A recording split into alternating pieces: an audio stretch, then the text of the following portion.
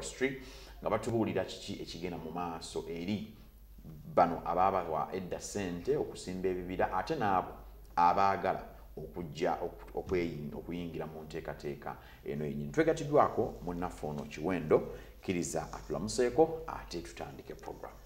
Tulamusa kuba tulaba Kiwendo. Basebo ne bannyabo abalabi baffe abalungi aba Star TV tubeebaza okuba nti gye muli. Era twebaza okuba nti mugoberera ensonga enkulu ezigenda mu ggwanga. Sebo nzikiriza nyongera okwebaza baganda baffe bali mu ebweru w'eggwanga Uganda. Bagoberera nnyo. Tufuna mu diaspora. Nnyo.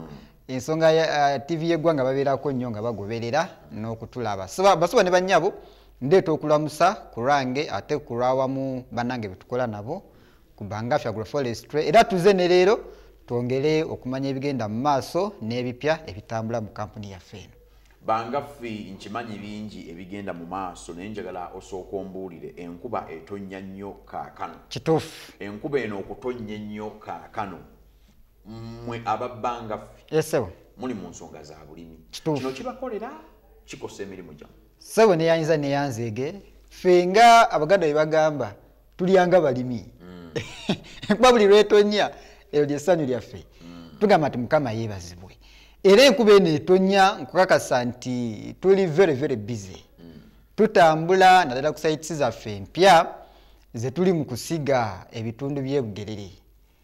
Kayunga Bugerere. Ekitegeeza kati Bugerere ali mu kudduka. Bugerere ali mu kudduka Misinde. Era program ejja tujja kwongera okulaga abantu updates n'ebiki ebiri ku ground. Kubanga omuntu omugamba nti Bugerere atambula ayinza otafuna bulungi kifaananyi. Naye tujja kujja n'ebiriyo kati.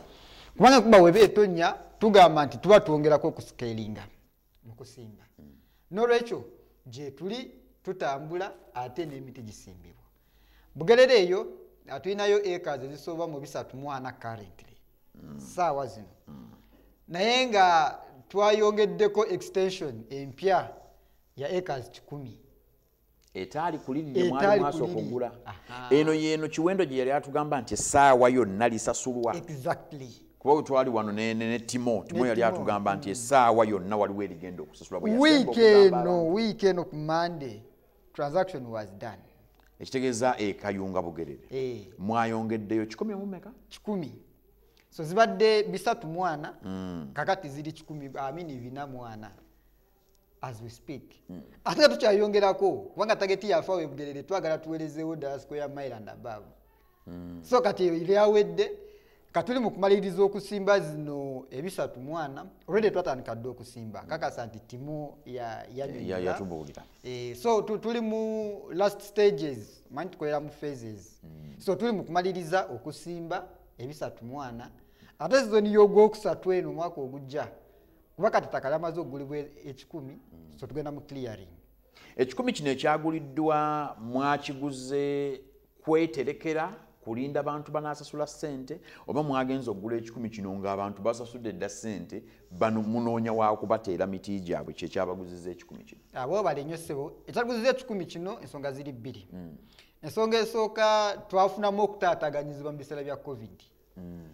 Kubanga wadde twakkirizibwa okukola emirimu n'okutambula naye site zaffe zibeerako abakozi bangi kubanga za large scale. Ate n'entambula eya interdistrict crossing yali eyimiriziddwamu naddala COVID yasooka lockdown eya 2020. N'olwekyo twafunamuko backlog ey'okuteekateeka mu sizoni eyo eya 2020 okuva March paka June. Twafunamu okutaataganyizibwa. N'olwekyo ne tufunamuko backlog y'abantu be twalina okusimbira mu sizoni eyo. We carried them forward. Ne mubaza maaso nti embeera bw'enaatereera tugenda kubakolako. Ate ne mu COVID ono owookubiri ye ekirungi nti at least tubale ne stickers nga tutambula. N'abakozi kubanga era yasooka yali unprecedented nga bw'omanyi nti embeera yali ya bunkenke. Ffenna yatusanga tweteeseteese nga tetumanyi. Ate yali mpya nga tetugitegeera. N'olwekyo ab'obuyinza ku district eri nga tebabitegeera nabo bateekesa amateeka mu nkola. Bantu bangi tebalina kubeera wamu. So COVID ono owookubiri yatusanze nga tuli mu kusimba era twasimbye twateeseteese. then kati tuli mu kugezaako ku recoveringa time gye twafiirwa mu 2020 tubeere nti by this time tulina muntu atubanja naddala kube tulina okusimba. Eyo ensonga lwaki speedi gye mukolerako e Bugerere ya waggulu nnyo okulaba nti bakasitoma bonna abaali basasudde nga mulina okubanga mulina okubanga mwabasimbira naye nga kaakano temunnaba kubasimbira mugezaako okulaba nga mwongera okubasimbira e Bugerere. And that is our target. Bakyali bangi nnyo be mutannaba kusimbira. Si bangi nnyo. Si bangi nnyo. Bugerere ono ow'ekikumi ono tutunuulira bantu basasula bbanga ki temugenda okuteeka e Bugerere bano? Bereko tuteeka e Bugerere. Tutunuulira abantu naddala aba 2020 okuva omwezi ogw'omukaaga. 2020 okuva ogw'omukaaga. Ekitegeeza omuntu bw'aba yasasula 2020 mu January oyo mwamusimbira dde. Kakati e Bugerere ku 340 twasimba sizoni yasimbayo ya 2019. Kakati bana bajja basasula 2020 etakolede yali lyaliwo eri e Bugerere nengambye tekyali tamuddire yali covid okutaataaganyizibwa. Nolwekyo abantu ba 2019 abamu n'aba 2020 abasobola okusasula mu kaseera ako bali catered for mu phase eyo abatonotono. So kati bana basasula a little later be bali tebannaba kufuna goodies allocations. Kakati mwabakozeeko. Kakati tuli mu kuteekerateekera. Era target yaffe eri nti 10 twamaze okifuna. Naye tuli mu kwongerako. Twagala kwongerako ekazi endala 2 eri e Bugerere eyo. Target yaffe eri nti by the close of this year. Naye ani yabazigira e Bugerere eno mwagendayo ng'abasaagirira naye ndaba ate mutandise okufeffetta Bugerere ennaku mpi mwagala kumumala. Omanyi bw'otutwala investments nga zino ez'ebibira abantu bangi balina ettaka era ze newunya president bwe yagamba nti abantu balina ettaka aida agenda kulitwala gavumenti. Abantu balina ettaka lingi naye tebalina kyaddikozesa. Ate ebiseera ebisinga weekanga nti ziba ttaka lya famire na lya bwannannyini. Nti muzeeyi abayinza okuba nga yalina ettaka ekazi 4 ekazi 3 n'afa n'alirekera abaana nga tabateeseteese nga nabo tamanyi kyakukola tebalina busobozi busobola dikolerako kintu nga balirina ne they can't develop the land.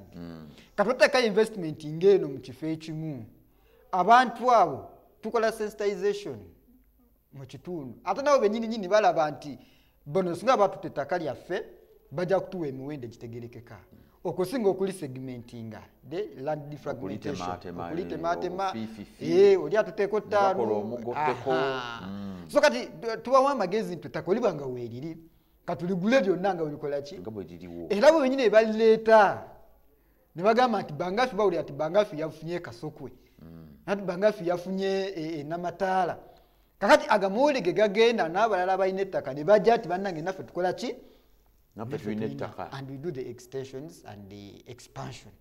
Tuwaku updates twali wano Timothy n'ategeeza nti ekigambo ky'ebyapa omanyi abantu bamala okuwaayo ssente mu bangafi ne mubategeeza nti bannange twakusimbidde ekibira oli Bugerere awo ng'akubawo ttiiki kati kyabaalinda okulaga obwannannyini ku ttaka lye mwamugulira yiika gye mwamugamba gye mwamugulira ne mugamba nti mugitaddeko emiti bw'aba tannafuna kyapa takakasa nti alina obwannannyini.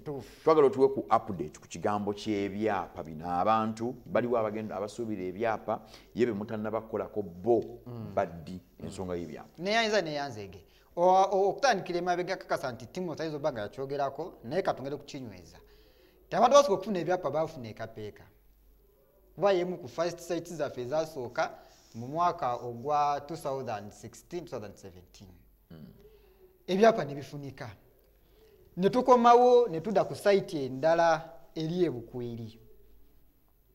Bukwiri oyo twamuteekateeka era abantu abasasula omwaka 2017 bali Bukwiri ebyapa byandibadde byafuluma dda eby'ebukwiri naye challenge we yava nti twasimba site eyo nenga twakamala okugitereeza government neyingira mu nteekateeka y'akakiiko aka land inquiry nkakasa nti abantu bagoberera omulamuzi Bamugemereire Catherine bwe yali yeetolola eggwanga lyonna kati nga bwayingira mu area wakati Bukwire yegwa mu Greater Kiboga eri eziri awo bukweri 9 kati nga bwatuuka mu kifo ng'ekyo emirimu gyonna egikolebwa ku ttaka ntegeeza transactions subdivisions okutunda lands office ziba zirina okuyimiriramu mpaka nga inquiries abatumaze okutwalayo ensonga zaabwe ne ziwulirwa bw'amala okuvaawo ne baleka bakola ki balijuminga n'olwekyo inquiries ezo zaatuleeteramu delay mu kuprocessinga subdivisions kubanga enkola yaffe mukulu eri nti bwe tugula ettaka nga ddene nga lye tugula ebukuli tuguze eluweero lye tuguze ebugerere tuliteeka mu manya ga kampuni tegedde bwe tumala okulikyusa ne tutandika okukola emirimu ku ground kati nga kino 10 kyemwafunye ebugerere mukigula mu manya ga bbanga ne musooka ne mukikyusa ne mukiza mu bbanga yes kakati bwe mumala okuzza mu bbanga yes ne mulyoka mukola okusalaasala kuli naye tusooka kukola mirimu olwokuba kati nga tuli mu sizoni kati kati kankuwa ekyokulabako ekiri practical enkuba yina etonnya era sizoni yakusimba nakuteekateeka kakati ate bw'osooka n'oyimiriza okusimba ate ogobe ku kyapa tulaba oba obaze kafu nga sizoni eweddeko kyetuba tugamba bwe tumala okutuusa amanya ga kampuni we rest because muba mukitegedde kati mukirina okukifuna ate enkubayo terinda kyetuba tugamba katusooke tusimbe emiti gikwate bwe tumala okukwata nga tuwezezza emyezi ng'ebiri 3 kati nga tukomawo ba surveyors ne bajja ku ground ne batandika okutemaatema nti wano waani wa Kimbugwe wano waani wa Muwaya wano waani wa Isaac wano wa Timothy ne batemaatema olw'ensonga lwansonga bbiri ensonga esooka kiyambako okuwa security gwe nannyini miti gwe investor waffe olw'ensonga tuba nga tusimba emiti katukankuwa ekyokulabirako acres 10 zaguliddwa otegedde naye mu kusimba this is agriculture buno bulimi tusobola okubeerawo n'akafo out of eka 10 ne tufunayo eka nga 2 oba 3 ezitavuddeeyo bulungi otegedde kati singa omuntu wali omaze ddoledde okumuwa ekyapa nga tonnaba kusimba miti kati ate nga space ye yeefunyemu ku buzibu obwo butonotono kiba kizibu okureversinga process eyo kyeva tugamba katugisimbe gikwate emyezi 2 oba 3 ategedde kakati omuntu agenda okutuuka okumuwa ekyapa nga n'emiti gimaze okusituka era nga bw'agendawo alabira ddala nga wamma wano sente zange weeziri era zirabika kakati okwewala insecurity omuntu okumuwa ate n'otuuka newabeerawoko obuzibuzibu it is better nga kimaze okukwata kati surveyor n'agenda ku ground n'atematema eka 1 eka 2 eka 3 eka 4 eka 1 2 buli muntu okusinga nga bwe yasasula kati ffe ne tukwata ekyapa ne tukuwa n'ogenda naye nga n'emiti gimaze okutebenkera baliwo abagenda ofuna ebyapa ebigenda okusookera ddala bigabwa ddi era baawa abagenda okufuna era bw'omala okutubuulira nti abeegindi otujjukize n'emyaka nti abeegindi be basula mu bbanga bwe liti kubanga abantu batulaba baba balinza alipoota ne update biki ebigenda mu maaso currently ebyapa by'ebukweri byafulumye byazze bwebiri tetukyabisuubira busuubi ku office weebiri byatuuse ne ku office era n'abantu abakubiddeho amasimu abavunaanyizibwa okufuna ebyapa ebyo lwaki temwanteeka bukwiri tugenda kuteekayo tuyinza okuteeka eruweero naye kyeŋŋamba kyeki nti olw'okubanga twagala okukola enteekateeka ennuŋŋamu ey'okubigaba tugenda kuteekateeka preferably ebbanga eritawera mwezi okuva kati okuyita abantu bonna abavunaanyizibwa okufuna ebukweri ekitegeeza obutasukka Novemba waba oba ogamba omwezi okuva kati kitegeeza nti gwe mwezi ogwa Novemba exactly kakati abantu abasasula omwaka gwa 2017 bukwiri 2017 2017 paka ddi 2017 yekka era abantu twamaze okubategeeza naye tulina okukyogera eri ensi yonna etegeere ebyapa basabo ne bannyabo weebiri bigenda kugabwa kubanga enteekateeka yaffe egamba nti toddira kitangaala n'okibikako ate twala tukole enteekateeka mu lujjudde omala okoleza kando ng'eyase ate togibikka awo oba obeera okozeza yaki n'olwekyo twagala tubayite mu lujjudde ensi nayo nange eraba omanyi tulina obuzibu bumu nti olw'okuba nga tuteekateeka obugagga bwa buwangazi abantu abamu baba ne kyetuyita preconceived mindset abamu bagamba bannaabwe bakufeze abalala tojja kufuna kyapa kyo abalala ebyo bifu kakati okwongera okuwashinga ku bwongo bw'abantu twagala tuteeketeeke enkola eri open ategedde tuyite bannamawulire babeerewo bannanyini nga weebali abantu babakwasa ebyapa nga babiraba nako ng'ensi yonna eraba n'oyo eyali abuusabuusa nga bamugamba nti bakufeze abagambe nti bannange abagambanga nti banfeze ekyapa kikino nkifuni obufere buli ludda wakati kubanga tumanyonera nti ddira ebeerezeewo mu kukuwa ekyapa teba tebudde ku ofisi yaffe naye nga bwe mbagambye nti bukwiri oyo yandibadde yagabwa dda naye olwa process eyo tugenda okuvaayo nga bamaze inquiries kakati ate resolution ze bakola kwe kukyusa ebyapa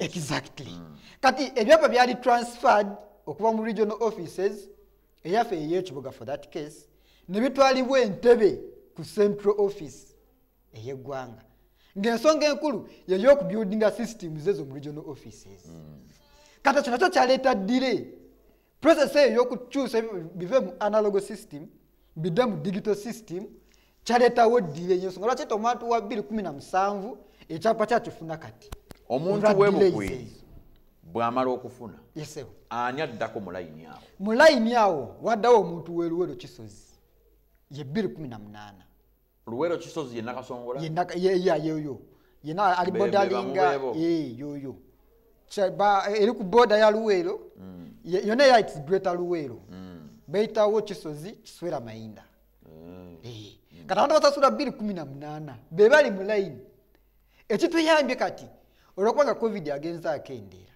challenge baddero mu Lands Office nti bakola ku 10% capacity twayingira covid kati nga abakozi batono ekitegeezanga n'emirimu gitambula ate jjukira already ne lands zaite tezikola biseera bya covid kati Lands Office ziba ne works nyingi kubanga abantu bangi abalina emirimu egyayimirizibwa nga tegiri processed ate kati nga tabakola abakozi batono therefore speed ko bakolera ebeera ntono kakati naye tulina essuubi nti kati bagenze bayongerako ku staff mu Lands Office ne speed kati egeze yeyongera mpola kitegeeza nti ne speed ebyapa ko tuba tubisuubirira ebeera nnene nayo ebeere nnene era tulowooza nti ebyapa eby'Ekisozi tebijja in the first quarter of next year is our target unless otherwise first quarter twogera ku January February March bino banga bifulumye unless otherwise nga tufunyeemuko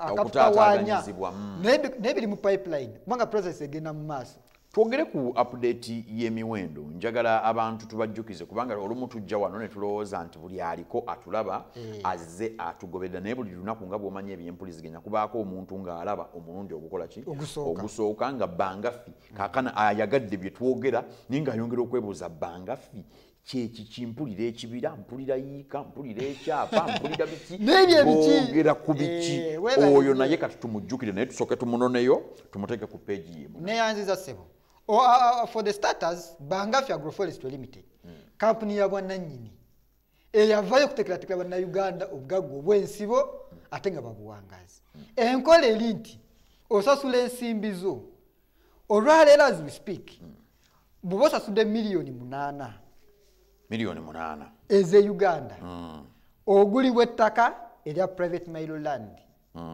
kitegeeza nti lyakyapa n'osimbibwako emiti egikola ebikondo by'amasannyalaze electric poles myaka emeka ono emyaka 6 ku 7 nga tutema kati wasasula miliyoni 8 ku myaka 7 tosuubiramu miliyoni wakati w'7 n'ekikumi electric poles myaka gyange 5 nenfuna emiliyoni zange 7 oba 10 depending on the market kanze kambalire kuza wansi nze kambalire kuza wansi 10 bwe kijja nga weeyagala naye bw'oba ofunye 7 sigala obulira happy kakati bw'ojja ne miliyoni 8 n'ekitundu oteeka bateekebwa emiti egikola embaawo oye timba yetimba tubala emyaka 10 wadde ne ku 7 8 9 tusobola abitono nnyo kyekyo tugamba tukuteeka obugaga obw'obuwangazi kankuwa ekyokulabirako olweyo tuli mu mwaka 2021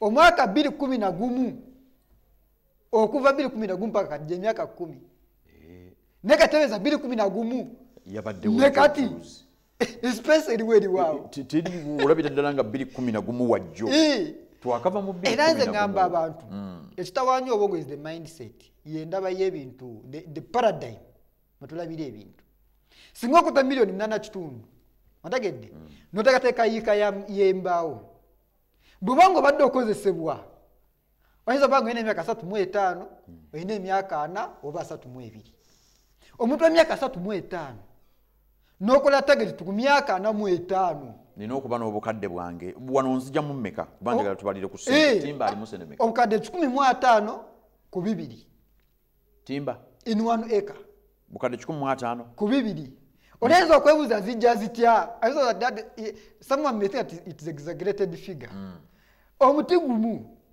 gusobola okukola buliti eziri wakati w'emitwalo 35 ku mitwalo 4 lindako bwe mba nti nsimbye electric mu eka munteramu emiti emeka mu eka tuteekamu emiti 605 ku miti 809 ekyeta difference eyo kyekiriwa tuba tuba nga tusimba emiti 809 890 trees naye bwe giweza emyaka 3 tukola tuyita thinning ne mugenda nga mutereeza ennimiro buliwo obwakonziba buliwo obutagira bulungi ate noketalinga kubanga byonna giyinza obutavaayo perfectly kati ku myaka 3 thinning oyo ayambako nti mukusooka ogisimba nga mingi gifune amaanyi mu kusituka kati bwe giweza level n'okendeezaamu kati noleka spacing emala nti guno ogubadde wano nga waliwo wakati omuti guno bw'ogugjawo guno oguli wano n'okendeeza okuvuganya kati gifuna room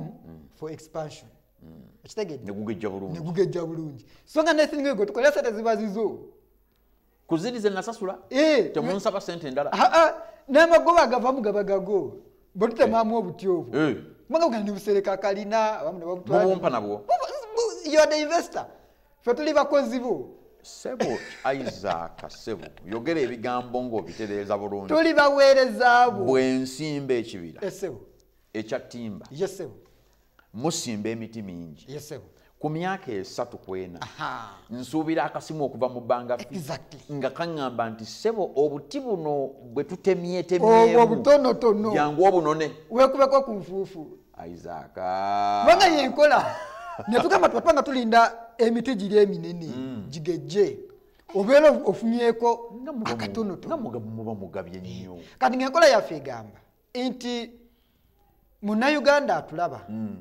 n'atutegedde amatu ssaawa zino bw'obeera ng'okoze plan nti mu myaka 10 tebalina emyaka 35 ku myaka 45 ku miliyoni zange 8 funye obukadde katwale 10 kale 100 million kati obeera okoze plan nomanya nti wembanga mbadde nasoma nakubuka ntera ogamba abantu mu ofiisi yange nga njogera n'abantu ab'enjawulo enti omuntu nga waweererwa school fees n'osoma otegedde n'ofuna omulimu n'obeera ng'okola okukozesebwa omuntu akozesebwa okusuuka emyaka 10 oba emyaka 15 oba oliko obuzibu oba olina obuzibu ku 15 2 anti kati ntandise okukola nga nina emyaka 25 oba 26 myaka 10 emyaka 35 gy'okuoyo aba akyali muvubuka naye kyangamba kyekino enti bw'olemera mu ofiisi gy'olimu olwaleero myaka 10 olina okuba nga ovuddewo myaka 10 ekinene nnyo 15 ng'okoze ebyo vaawo ogenda okola ebirala gwe niyagamba tolina kufiira ku mulimu gw'okolerako ekyo si kya bwakatonda kola ng'oteekateeka kati bano abaana basoma yunivasite efulumya abaana bameka buli yunivasite zo ziri mu ggwanga buli mwaka zifulumya abayizi naye sebe abantu nga bafiira ku mirimu abantu myaka 7 nga bamukululira kaliba nga ate kyetugamba nti aba ku ssente za ntengereze we bamuyuyizaamu bwati pressure zinza nabadde asoma Daily Monitor ndowooza yabadde wa Tuesday mabadde mu story ya professor eyali Makerere professor yagenda mu retirement nga news obuweereza otegedde eyalina bali bamuvuga otegedde bamuwa ennyumba bamujjanjaba medical card azirina naye olwaleero ingali mu kyalo mulwadde talina namujjanjaba talina nawaka tebereza omuntu yali professor lwaki kubanga ensimbi z'entengereze zamusiba akakookolo n'alowooza ali bulungi kumbe emotoka siye siye talina kyali n'omulimu sigugwe era omuntu akozesa baba talina mulimu naye aba ayambako alina omulimu ekitegeeza ensonga lwaki talina kulwawo yensonga lwaki twobanga tolina mulimu ng'oyambako alina omulimu kozesa akaseera ako oteeketeeke okole omulimu gwo genda mu bangafi teekawo ekibira myaka 10 invest sente zivuddemu start your job owandiike resignation ng'olina musanyufu yes obagambe nti bano embalabyeko nnyo nga very happy and proud tuwe sekita eyokusatu be bantu abateekerateekera small polls oba obuti buno bukungulwa amangu emyaka 3 miliyoni 8 n'emitwalo 35 bw'ozisasula tugulira ettaka ne tusimba emiti ne tugirabirira ku myaka 3 ne tukungula ebunonga bwangu yabo bwangu nnyo myaka 3 actually myaka 2 bwa buli ready ne tekamala wensi y'omwaka depending on the market katali so tubasobola ofuna katwa miliyoni 8 ne miliyoni 10 wano wonte nfunamu ze najja ze nateekamu naye beauty ekiriko nti season eddako harvest edabolinga kubanga wotemye omuti ogwo gulokera kuli ate gukula mangu giroka ate bwentekamu omunaana gwange season esooka nga ngukomyawo season eyokubiri nga nkungula amagoba kukungula kubanga gikoma emiti ng'esatu oba ena naye tulekako ebiri to avoid too much competition so abadde omuti gumu gukomawo n'emiti ebiri abantu babuulire ku kigambo ky'okukungula abantu batya nnyo bagamba nti essaawa eyinza okutuuka ey'okukungula emiti ne gimudibirira talina wagitwala talina katale wagiteeka n'atunuulira ssente ze mwamusuubiza obukadde 10 nga ziri awo zimutunuulira kati kakubuulire kyekyenjalo kiri wakati wa investment ne business this is an investment emiti government of recent yayisa resolution nti teri kuddamu kusuubula emiti gy'amasannyalaze bweru w'eggwanga ekyo n'omukulembeze n'akoona mu kitambo kakati tebeeza akatale akali awo if ba local tree growers bali empowered okusupplyinga Uganda bajjukire bannayuganda batulaba enkola ya distribution of power mu Uganda it is on public private partnership kitegeeza ki nti gavumenti ekwatagana ne kampuni ez'obwannannyini ne distributing amasannyalaze mu ggwanga on government's behalf kati emu ku prerequisite ya kampuni ezikola distribution kwe kubeera ne reliable source ey'emiti yensonga lwaki nti abantu bangi abakola distribution munda mu ggwanga ne bweru w'eggwanga they are attached to us ekitegeeza omuntu ajja mu bangafi kyatalina kweraliikiriza kyekyakatale mumuyambako mu kutunda kakati kiri bwe katale kayinza okubaawo naye nga nze nina okwetikka embaawo n'ennumba akatale ekyo tukozesa okuba nga tusimbira wamu nsonga bbiri ensonga esooka nti bw'oba oli wakuwindinga mu tree industry olina okuba n'emiti mu bungi bulkiness and you must have consistency of supply kankuwa ekyokulabirako singa batutte emiti gy'amasannyalaze olwaleero emitwalo 10 nga tumaliriza omwaka guno olina obusobozi obugabirira emiti omwaka ogujja n'omwaka ogujja emitwalo 10 jjuka omuti gutwala emyaka 5 ku 6 otegedde kati ekikuwa amaanyi mu katale kwe kubeera nti olina ebibiri ebyenjalo nga bye tubirina nga bwe bakufuna ne bagamba bakuwadde tenda nti emyaka buli myaka 10 ogenda kati batukungula ekapeeka tubeera shuwa nti oluddako tukungula ebukwiri aye bwe muva ebukwiri tukungula eluweero bwe muva eluweero tugenda ebugerere ate bwe muva ebugerere ne tugenda ewalala yeyo chain ne tugenda Lwamata n'ewalala nga tufundikira njagala kutegeeza abatuuliriza basebo ne bannyabo n'abatulaba nti omwaka ogujja tusuubira okuba n'enkyukakyuka mu miwendo olw'okubanga ettaka lirinnya mugenda kukyusa emiwendo buli Desemba mukyusa emiwendo nebbangafi mwabaaki ekireetera okutuusa emiwendo nti the biggest factor is land. Ettaka lisiba likula. Ettaka lirinnye ebbeeyi. Ate nga letusimbako emiti. N'ebintu bye mukozesa. Ne transport yennyini amafuta agalinnye, abakozi n'ebirala. N'olwekyo atulaba ng'obadde oza otugoberera. Wakyaliwo kawindo mu myezi gino emitono. Tuyinawo October, November, December. Kasita tunayingira lumu January. Giyinza okuba emipya. Era mu program ezigenda okuddako tujja kubategeeza rates empya bwe zigenda okutambula. Abateekateeka. Naye kakati bw'obanga otulaba okyalina okukozesa kawindo kano n'otwegattako.